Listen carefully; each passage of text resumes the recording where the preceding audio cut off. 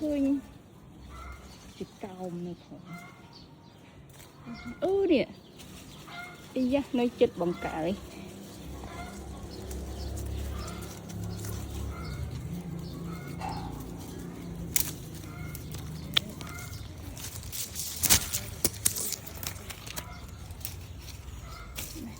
nè mang đặt tay nè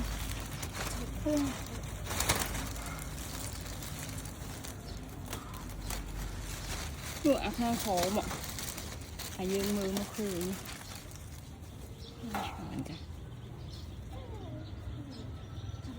tìm mấy mưa đi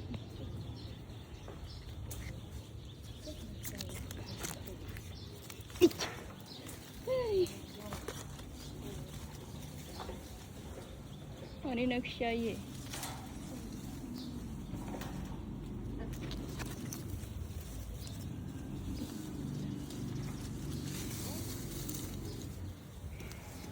mui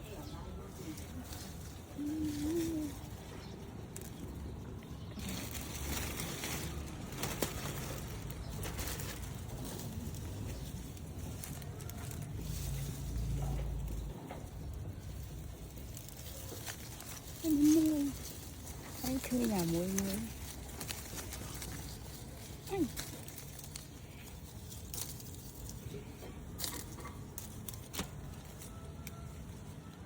trống cho mình cú này cháu nè lực xây chứ đâu người ta không phải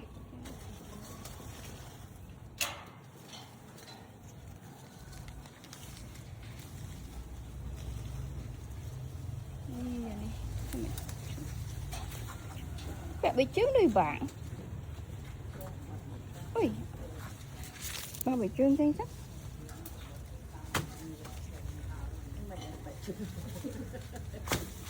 cho anh đây ăn cái đau nè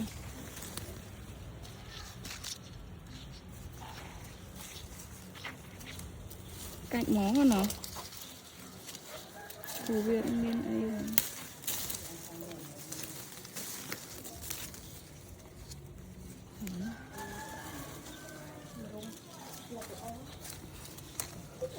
cái này định nơi tớ ấy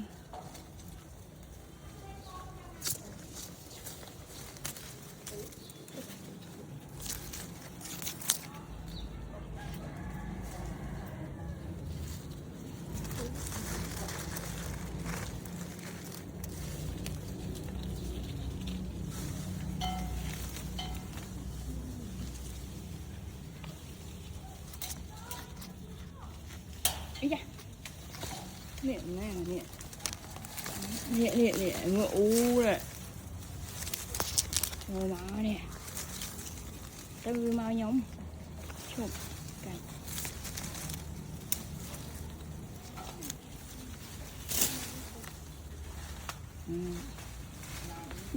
này chuột bạch bì chứ chạm tao bên ý mà nó khổ lắm vậy khổ cô này này này một stone đấy nè nè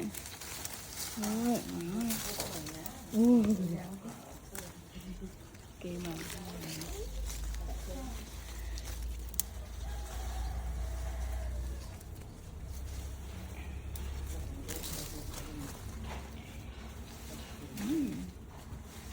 ui làm khiêu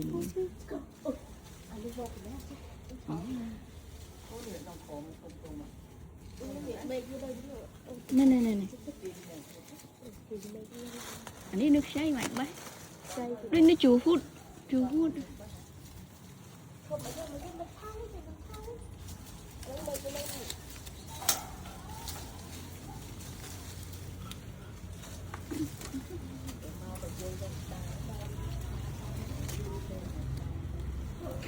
ơi anh đi nó trông á mẹ ơi thương mày với cật mưa xanh nè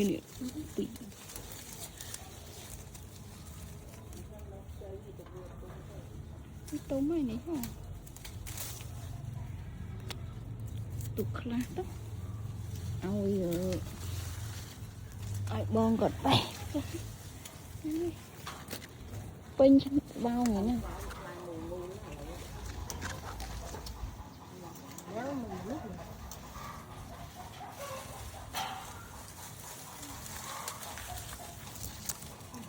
mấy nước chơi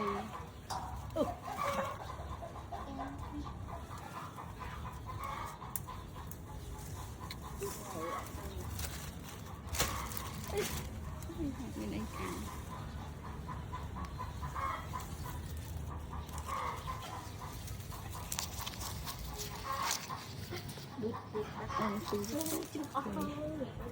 ô miền ca nơi ca đấy đó nè ca cái đập tiệt màu tiệt á bao là áo ngon này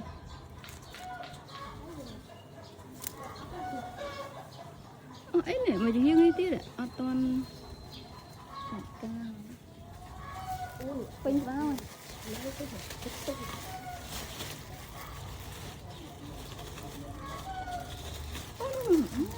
nè ồ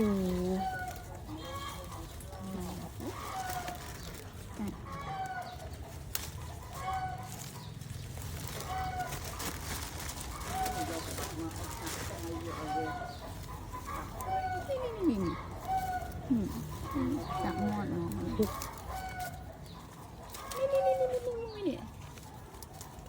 tụi mấy nè tụi bè cho con nó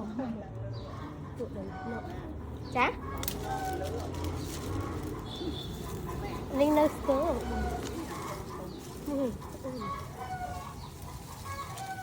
rồi mới khơi cho mưa khơi đập bìm đã lớn mưa khơi sao thế nó nặng mà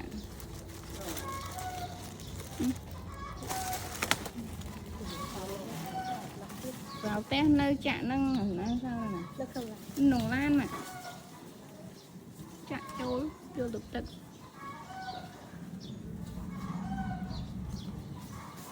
mà thằng này tiết hay giờ uống nụ ô mà chả cào nè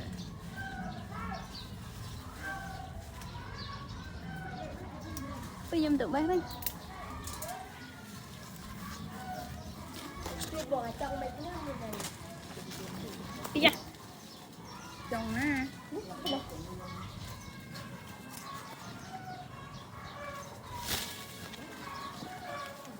mòn ở này với mà cái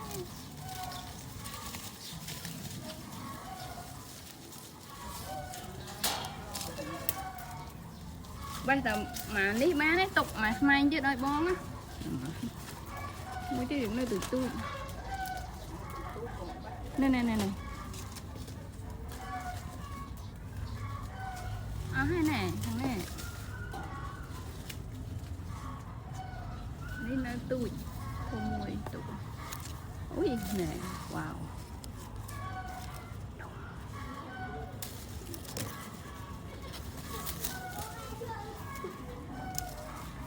ui à lỡ cua thơm thơm này bò mà mày kia đó chọn chọn tạm á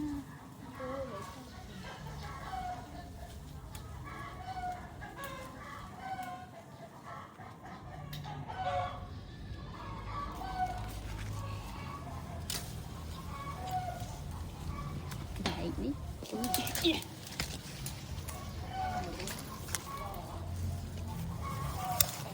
rồi một nè ơi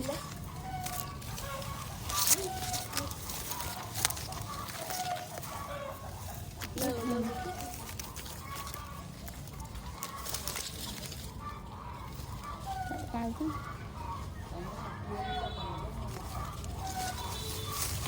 nè đi hả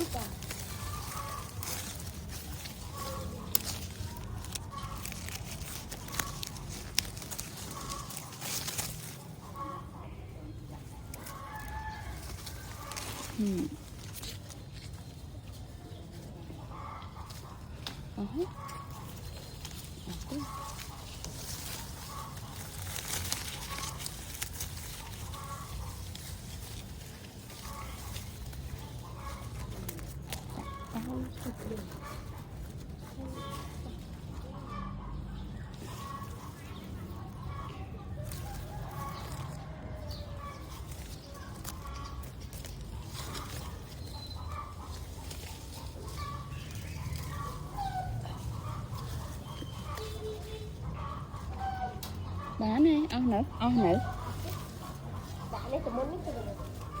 bột pin vậy nè. Ý, mẹ ơi, tao một cái đó nhưng tôi.